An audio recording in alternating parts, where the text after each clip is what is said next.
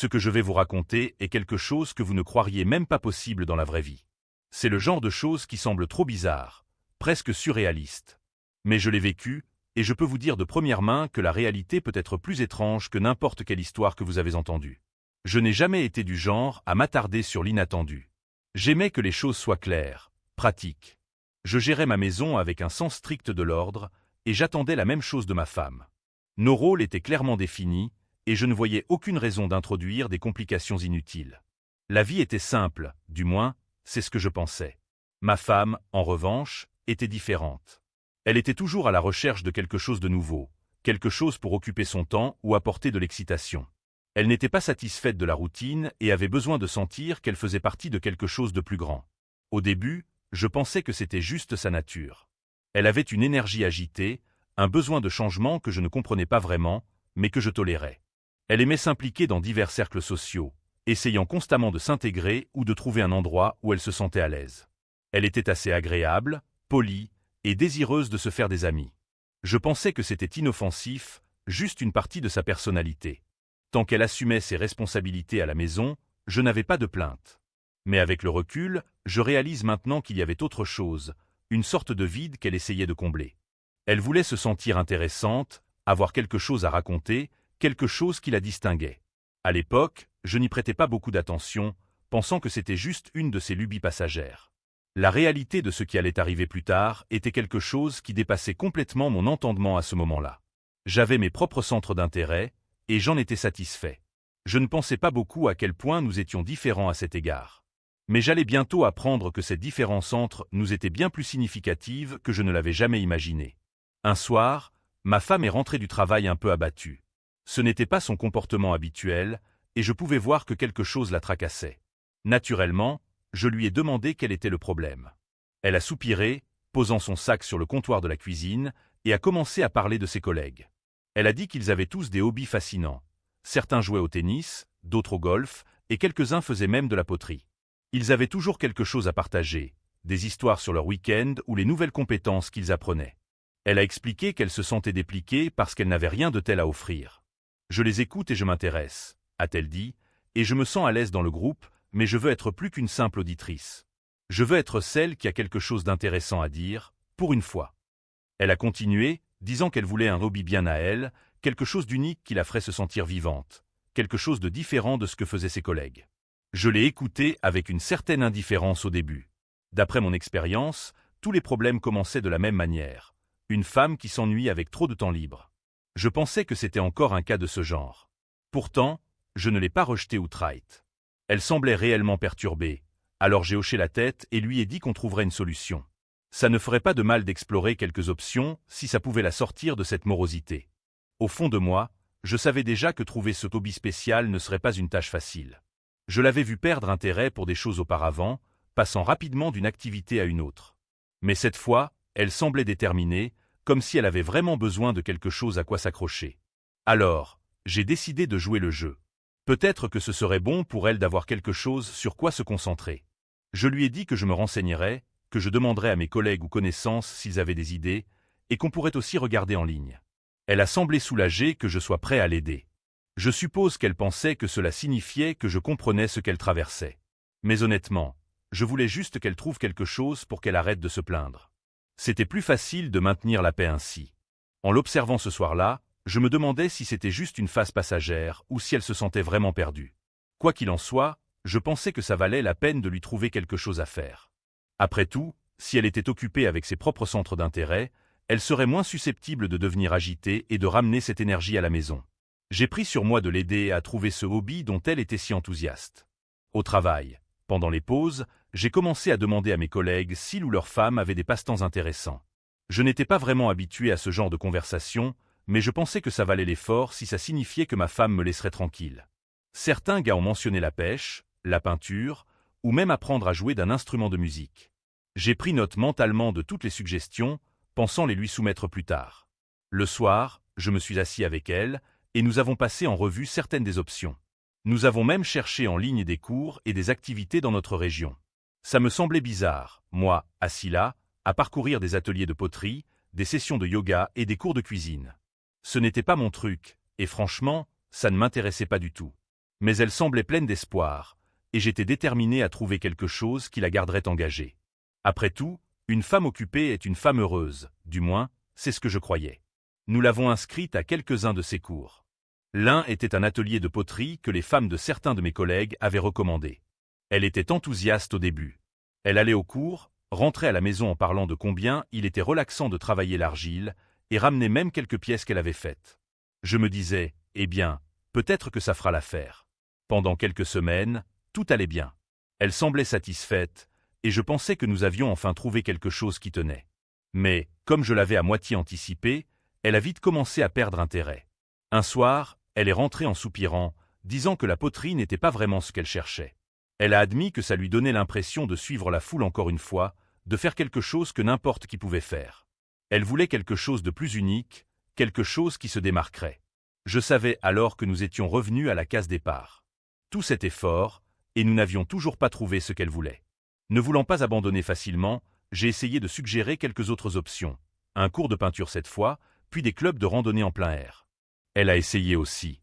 Les premières fois, elle revenait avec des histoires, me disant à quel point c'était génial. Mais finalement, l'enthousiasme s'est estompé, et elle disait la même chose, ce n'est pas ça. Je commençais à être frustré. Rien ne semblait la satisfaire, quoi que nous essayions. Pourtant, je continuais, déterminé à trouver quelque chose qui la garderait engagée. Dans mon esprit, ce n'était qu'une question de temps avant qu'elle ne trouve ce qu'elle cherchait ou qu'elle réalise que cette quête d'unicité était vaine. Quoi qu'il en soit, j'étais décidé à aller jusqu'au bout, ne serait-ce que pour mettre fin à ces plaintes une fois pour toutes. Je n'ai jamais été du genre à m'emballer pour les hobbies comme ma femme. J'avais ma propre façon de me détendre. Jouer à des jeux vidéo avec mes amis, prendre un verre au bar de temps en temps, et peut-être regarder un match ou deux à la télé. C'était simple, et ça me convenait. Je n'avais pas besoin d'impressionner qui que ce soit ou de trouver une activité pour me démarquer. J'étais satisfait de ce que j'avais, et je n'ai jamais ressenti le besoin d'être plus intéressant ou unique. Ce genre de pensée ne faisait tout simplement pas partie de ma nature.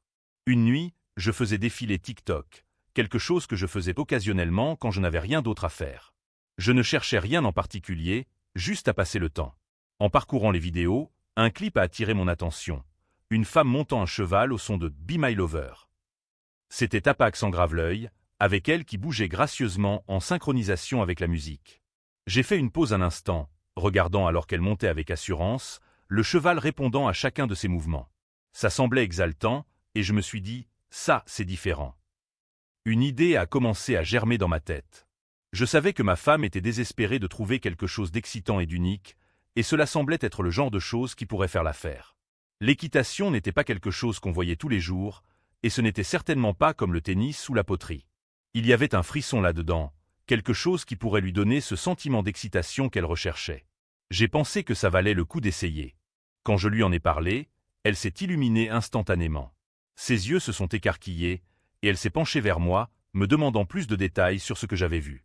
Je lui ai raconté la vidéo, comment la femme semblait si vivante, montant avec confiance et style. Ma femme était conquise par l'idée tout de suite. C'est exactement ce que je cherchais, a-t-elle dit, son enthousiasme évident. Elle n'a pas hésité et a immédiatement commencé à chercher des cours d'équitation à proximité. Pour la première fois depuis un moment, j'avais l'impression que nous avions peut-être trouvé quelque chose qui fonctionnerait vraiment. En quelques jours, elle avait trouvé un endroit qui proposait des leçons, et elle s'est inscrite. Elle était impatiente de commencer, plus enthousiaste que je ne l'avais vue depuis longtemps. Elle n'arrêtait pas de parler de combien c'était différent de tout ce qu'elle avait essayé auparavant et de comment elle avait hâte de le raconter à ses collègues. Je me disais, eh bien, peut-être que cette fois, nous avons tapé dans le mille. Ça faisait du bien de la voir si pleine d'énergie, même si je ne comprenais pas pleinement l'attrait moi-même. Je n'étais toujours pas sûr que ça durerait, mais j'étais plein d'espoir. Au moins, il semblait que l'équitation avait l'excitation et l'unicité qu'elle recherchait. Je me disais que c'était mieux que de la voir se morfondre, et si ça la gardait engagée, alors ça valait l'effort. Alors, je l'ai regardée partir pour sa première leçon, pensant que peut-être cela serait la chose qui calmerait enfin son esprit agité. Après sa première leçon, ma femme est rentrée avec un niveau d'enthousiasme que je n'avais pas vu depuis longtemps. Elle rayonnait littéralement, presque étincelante d'excitation. Dès qu'elle a franchi la porte, elle n'a pas pu s'arrêter de parler. Elle continuait à dire à quel point c'était incroyable de monter le cheval, combien elle se sentait puissante et libre là-haut. Elle a décrit la façon dont le cheval bougeait sous elle, le frisson du vent contre son visage, et comment c'était une expérience complètement nouvelle, exactement ce dont elle avait envie. Elle m'a dit que ses collègues étaient tous encourageants et impressionnés quand elle a mentionné qu'elle se lançait dans l'équitation. Ils avaient réagi positivement, lui disant à quel point c'était audacieux et aventureux, contrairement aux hobbies habituels que les gens adoptaient. Elle semblait vraiment heureuse d'avoir trouvé quelque chose qui la distinguait des autres. Il était clair qu'elle sentait qu'elle avait enfin trouvé sa place, quelque chose qui la faisait se démarquer dans son cercle. Elle a dit que ça faisait du bien d'être celle avec une histoire intéressante pour une fois. Pendant les semaines suivantes, c'était tout ce dont elle pouvait parler. Chaque fois qu'elle revenait d'une leçon, elle était impatiente de partager chaque détail. Comment elle apprenait à contrôler le cheval, les nouvelles techniques que l'instructeur lui montrait, et même comment elle commençait à créer un lien avec l'animal. Elle débordait littéralement d'excitation. C'était un flot constant d'histoires, et bien que je n'étais pas particulièrement intéressé, j'hochais la tête. Tant qu'elle était heureuse et engagée, ça me suffisait. Un mois a passé, et son enthousiasme ne faiblissait pas. Elle s'y tenait, contrairement aux autres hobbies qu'elle avait essayés auparavant. Elle semblait vraiment investie cette fois, comptant toujours les jours jusqu'à sa prochaine leçon. C'était presque comme si elle en était devenue obsédée, et tout son emploi du temps commençait à tourner autour de ses leçons. Je pensais que nous avions peut-être enfin trouvé quelque chose qui durerait. Elle a même commencé à acheter du nouvel équipement, des bottes d'équitation, un casque et d'autres choses qu'elle disait nécessaires. Ça ne me dérangeait pas. Si ça la gardait motivée et excitée, ça valait le coup. De plus, elle semblait plus confiante, plus vivante. Pendant un moment, je pensais que c'était peut-être ce qui lui avait manqué tout ce temps. Peut-être que c'était ce dont elle avait besoin pour se sentir complète. J'étais juste content de la voir de nouveau de bonne humeur. C'était un soulagement d'avoir un peu de paix à la maison, sans qu'elle se plaigne de s'ennuyer ou de se sentir exclue. Je ne comprenais pas le frisson de l'équitation, mais tant que ça la gardait occupée et heureuse, j'étais prêt à le soutenir. Il semblait, du moins pour l'instant, que l'équitation était exactement ce qu'elle cherchait. Un soir, ma femme est sortie pour rencontrer une amie. Elle se retrouvait souvent pour discuter, rattraper le temps perdu et échanger des ragots sur les choses habituelles dont parlent les femmes. Je ne prêtais pas beaucoup d'attention à ces rencontres. Elle faisait partie de sa routine. Mais ce soir-là, elle m'a envoyé un message à l'improviste. Elle a écrit « J'ai quelque chose à te dire plus tard, tu ne vas pas y croire ». Je ne savais pas quoi en penser, mais je n'y ai pas trop réfléchi sur le moment. Je me disais que c'était juste une histoire amusante qu'elle avait entendue de son amie. Quand elle est rentrée, elle débordait d'excitation, comme si elle retenait la chute d'une blague qu'elle avait hâte de raconter. Elle a enlevé ses chaussures et s'est lancée directement, prenant à peine le temps de respirer. Elle m'a dit que son amie avait récemment acheté un godemichet, mais pas n'importe lequel, un qui était moulé sur les organes génitaux d'un cheval. Elle a insisté sur sa taille énorme, gesticulant avec ses mains pour montrer sa dimension, et a ri de l'absurdité de la chose. Elle a dit que son amie le lui avait montré pour plaisanter, et qu'elles avaient toutes les deux ri en se demandant qui pourrait bien acheter un tel objet. « C'est fou, non » a-t-elle dit, toujours en riant. « Comment les gens utilisent-ils ces trucs ?» Elle semblait amusée par toute la situation, le traitant comme rien d'autre qu'une plaisanterie choquante entre amis. Je n'ai pas pu m'empêcher de rire un peu moi-même, mais c'était plus par gêne qu'autre chose. C'était un sujet étrange, même pour elle. J'ai fait une blague rapide pour détendre l'atmosphère, quelque chose comme « Eh bien, c'est dingue, certains sont vraiment attirés par les choses les plus bizarres. » Je n'y ai pas pensé davantage. Dans mon esprit, c'était juste une de ces choses étranges que font les gens et qui ne nous concernaient pas. Nous en avons ri, et je suis passé à autre chose, sans y réfléchir à deux fois. Après tout, quel rapport cela avait-il avec nous? C'était juste une autre histoire bizarre de son amie. Elle a continué à en parler pendant quelques minutes, toujours en riant, mais je pouvais voir qu'elle était presque fascinée par l'absurdité de tout cela. Elle m'a demandé si je pouvais imaginer quelqu'un utilisant vraiment un tel objet. J'ai haussé les épaules et lui ai dit que ça me dépassait. Les gens sont bizarres, ai-je dit, gardant un ton décontracté. Pour moi, ce n'était rien d'autre qu'un sujet de conversation étrange qui serait oublié d'ici le lendemain. Une fois que le rire s'est calmé, nous sommes passés à autre chose, et je n'ai plus beaucoup pensé à l'histoire par la suite. Cela semblait être juste une plaisanterie inoffensive entre amis, rien qui valait la peine d'être suranalysé. À mes yeux, c'était juste un autre signe que les gens étaient prêts à tout essayer pour un frisson de nos jours. Je ne savais pas que cette conversation apparemment innocente prendrait une toute autre signification plus tard. Mais à ce moment-là, je n'avais aucune raison de suspecter quoi que ce soit d'inhabituel. Peu de temps après cette conversation, j'ai remarqué un changement dans le comportement de ma femme. Elle a commencé à passer plus de temps aux écuries, restant plus tard qu'auparavant. Au début, je n'y ai pas trop pensé. Elle était passionnée par son nouveau hobby, et je me disais qu'il était normal qu'elle veuille s'y plonger. Mais après un moment, la fréquence et la durée de ses visites ont commencé à se démarquer. Elle me disait qu'elle restait pour aider ou s'entraîner un peu plus, mais quelque chose dans sa façon de le dire ne me semblait pas correct. J'ai essayé de lui poser des questions sur les leçons, comme je le faisais avant, mais ses réponses sont devenues plus courtes, moins détaillées. Avant, elle ne pouvait pas s'arrêter de parler de son temps aux écuries, partageant chaque petit détail sur ses progrès ou les chevaux avec lesquels elle travaillait. Maintenant, elle haussait simplement les épaules et disait que c'était bien ou comme d'habitude. C'était comme si elle ne voulait plus en discuter. Je ne pouvais m'empêcher de sentir qu'elle cachait quelque chose, et ce sentiment a commencé à me ronger. J'ai envisagé la possibilité qu'elle ait rencontré quelqu'un là-bas, un autre cavalier ou peut-être un des instructeurs. J'avais vu ça arriver à d'autres personnes. Ils se passionnent pour un nouveau hobby, rencontrent quelqu'un qui partage leur passion, et les choses dégénèrent. C'était la seule explication qui avait du sens à l'époque. Si elle agissait de manière secrète, cela devait signifier qu'elle essayait de me cacher quelque chose. Je n'étais pas du genre à tirer des conclusions hâtives, mais les signes étaient là, et je ne pouvais pas les ignorer. J'ai gardé ces pensées pour moi, mais j'ai commencé à prêter plus d'attention à son comportement. Elle était toujours sur son téléphone quand elle rentrait, et elle semblait distante, comme si son esprit était ailleurs. J'avais l'impression qu'elle m'échappait, et je n'aimais pas cette sensation d'être laissé dans l'ignorance. J'étais suspicieux, mais je voulais être sûr avant de l'affronter. S'il se passait quelque chose, j'avais besoin de preuves, pas juste d'un pressentiment. Alors, j'ai élaboré un plan. Un soir, quand elle m'a dit qu'elle resterait tard encore une fois, j'ai décidé de me rendre aux écuries moi-même. Je ne lui ai rien dit, bien sûr. Je voulais voir par moi-même ce qui se passait vraiment. Si elle cachait quelque chose ou quelqu'un, j'allais le découvrir. J'ai pensé que je me garerais un peu plus loin et marcherais discrètement. C'était le seul moyen de confirmer mes soupçons. L'idée de devoir faire ça me semblait ridicule. Je n'aurais jamais pensé être le type à vérifier ce que fait ma propre femme, mais son comportement ne me laissait pas le choix. J'avais besoin de savoir si mon instinct avait raison. Si elle était infidèle, au moins j'aurais la vérité, et je pourrais décider quoi faire ensuite. Alors, avec cet état d'esprit, je suis parti ce soir-là, déterminé à enfin découvrir ce qui se passait vraiment aux écuries. J'ai atteint les écuries, me garant un peu à l'écart de l'entrée pour ne pas être remarqué. Je suis sorti et j'ai avancé discrètement, restant dans l'ombre autant que possible. L'endroit était faiblement éclairé, avec seulement quelques lumières allumées, et il était silencieux, sauf pour le bruissement occasionnel du foin ou un cheval qui bougeait dans son box. Mon cœur battait fort, et mon esprit était envahi de possibilités. J'étais préparé à la voir avec quelqu'un d'autre, me préparant au pire. Mais rien n'aurait pu me préparer à ce que j'ai réellement vu. En m'approchant, j'ai entendu de faibles bruits venant de l'un des box. J'ai marché lentement, restant silencieux, jusqu'à ce que j'aie une vue claire. Et c'est là que je l'ai vue. Elle était complètement nue, debout à côté du cheval. J'ai figé, incapable de comprendre ce que je voyais. Elle touchait l'animal d'une manière que je pouvais à peine concevoir, ses mains bougeant avec une familiarité qui me donnait la chair de poule. Elle se frottait contre le cheval, et j'ai senti mon estomac se retourner. C'était une vision grotesque, surréaliste, quelque chose au-delà de tout ce que j'aurais pu imaginer.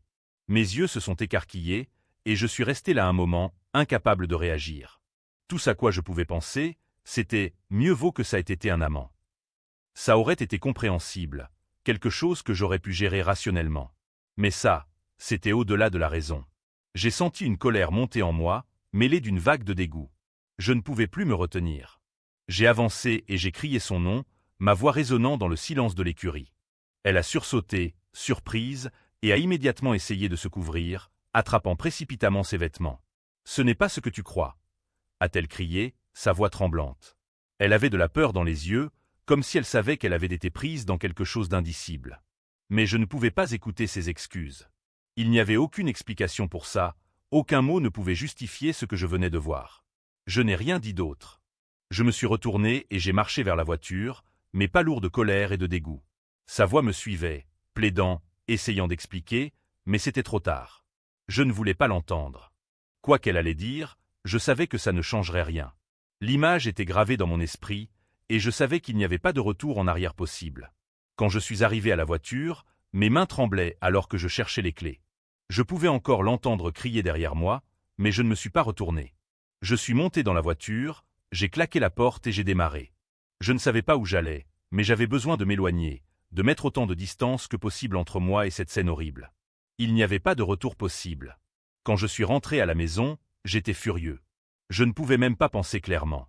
La seule chose que je savais, c'était que je devais la faire sortir de la maison. Je suis allé directement dans notre chambre et j'ai commencé à jeter ses affaires dans des sacs. Vêtements, chaussures, tout ce qui lui appartenait. Je me fichais de faire du désordre. Je voulais juste que tout ce qui était à elle disparaisse. La rage qui s'était accumulée en moi pendant le trajet ne diminuait pas, et voir ses affaires dans la pièce ne faisait qu'attiser ma colère. Peu de temps après, j'ai entendu sa voiture se garer dehors. Je savais qu'elle m'avait suivi, mais je n'ai pas arrêté ce que je faisais. Elle a franchi la porte précipitamment, le visage encore pâle et paniqué. « Qu'est-ce que tu fais » a-t-elle crié, mais je n'ai pas pris la peine de répondre. Je continuais à jeter ses affaires, sac après sac, mon esprit concentré sur une seule chose, la faire sortir de ma vue. La scène des écuries était encore fraîche dans ma tête, et je me sentais malade rien qu'en la regardant. Elle a essayé de s'expliquer, tendant la main pour attraper mon bras. « Attends, écoute, ce n'est pas ce que tu crois » a-t-elle dit, sa voix désespérée. « C'est une procédure pour le cheval, ils en avaient besoin pour l'élevage. » J'ai arrêté une seconde, la fixant, puis j'ai ri, un rire amer et incrédule. « Et tu devais être nu pour ça » ai-je demandé, ma voix froide. Son explication n'avait aucun sens, et le fait qu'elle essayait même de la justifier me rendait encore plus furieux. Elle a baissé les yeux, ses yeux papillonnants alors qu'elle luttait pour trouver ses mots. « Je pensais que ce serait plus facile comme ça » a-t-elle dit, presque en chuchotant, comme si elle savait à quel point ça sonnait absurde. C'est censé calmer le cheval. Je n'arrivais pas à croire ce que j'entendais. C'était comme si elle essayait de se convaincre autant qu'elle essayait de me convaincre. J'ai secoué la tête, sentant mes mains se serrer en poing. « Tu t'attends à ce que je croie ça? Tu penses que je suis stupide ?» J'ai poussé devant elle, jetant un autre sac de ses affaires sur le sol. « Je ne sais pas ce qui est pire, » ai-je dit, ma voix élevée, « le fait que tu aies fait ça ou que tu me mentes en face maintenant. » Elle a commencé à pleurer, mais ça ne m'a pas ému. Ces larmes ne signifiaient rien pour moi à ce moment-là. Tout ce à quoi je pouvais penser, c'était à quel point toute la situation était tordue et comment elle avait réussi à m'y entraîner. Elle continuait à plaider, disant qu'elle ne savait pas quoi faire d'autre, qu'elle avait paniqué quand je suis entré. « Je ne voulais pas que tu me voies comme ça » a-t-elle dit, comme si ça faisait une différence. C'était trop tard. J'avais déjà tout vu, et il n'y avait pas moyen d'effacer ça. J'avais l'impression d'être dans un cauchemar dont je ne pouvais pas me réveiller. Plus elle essayait d'expliquer, plus je devenais furieux. Ces mots n'étaient que des excuses, et aucun d'eux ne rendait ce qu'elle avait fait moins dégoûtant.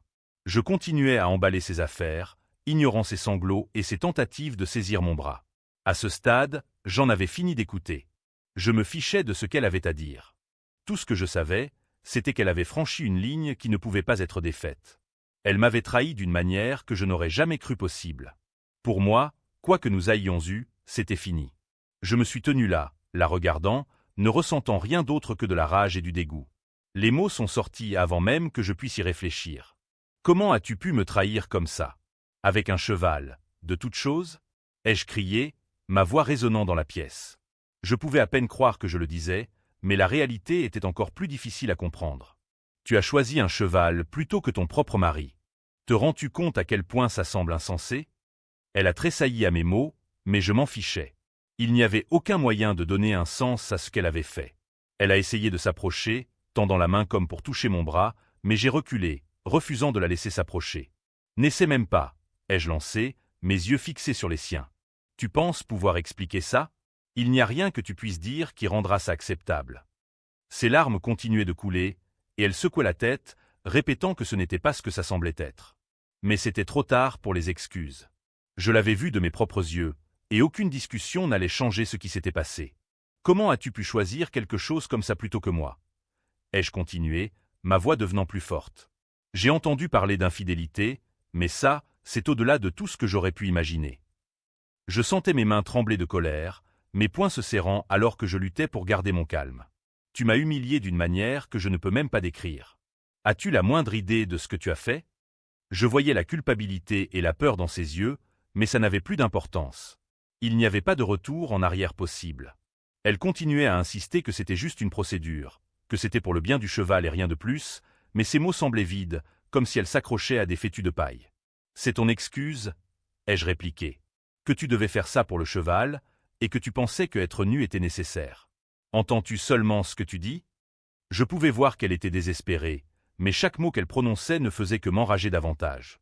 C'était insultant, la façon dont elle essayait de faire passer ça pour innocent alors que c'était tout sauf ça. À ce moment-là, tout ce que je ressentais était le besoin de la faire sortir de ma vue. Je ne veux plus entendre de mensonges, ai-je dit, ma voix froide et définitive.